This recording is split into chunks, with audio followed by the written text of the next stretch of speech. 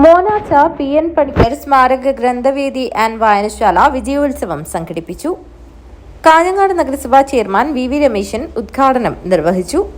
വിജയോത്സവം പി.എൻ. പണിക്കരെയൊക്കെ നമുക്കൊരിക്കലും മറക്കാൻ കഴിയില്ല. ചിലർ മരണത്തോടുകൂടി നമ്മുടെ മനസ്സിൽ നിന്ന് മാഞ്ഞു പോകും. പക്ഷേ ചിലരെ എത്ര മായ്ച്ചു കളയാൻ നോക്കിയാലും അവർ നമ്മുടെ കൂടെ തന്നെ ഉണ്ട് എന്ന് നമുക്ക് എപ്പോഴും തോന്നും.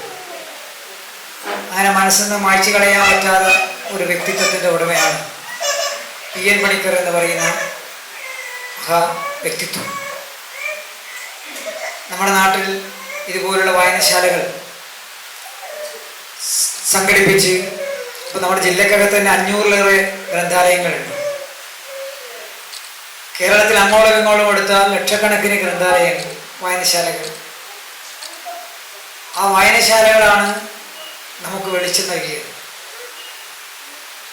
കേരളം വിദ്യാഭ്യാസ രംഗത്ത് ഏറ്റവും മികവുറ്റ ഒരു സംസ്ഥാനമാണ്. അങ്ങനെയുള്ള ഒരു ഉയർച്ചയിലേക്ക് നമുക്ക് വളർന്നു വരാൻ വേണ്ടി കഴിഞ്ഞത് കേരളത്തിൻ്റെ ഗ്രന്ഥശാല പ്രസ്ഥാനങ്ങൾ നൽകിയ സംഭാവനകൾ തന്നെയാണ്. ഒരു ഇരുണ്ട കാലം നമുക്കുണ്ടായിരുന്നു.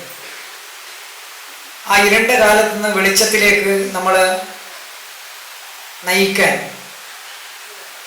അല്ലെങ്കിൽ നയിച്ചവരാണ് പി.എൻ. പണിക്കറിനെ പോലുള്ള മഹത് വ്യക്തിത്വം.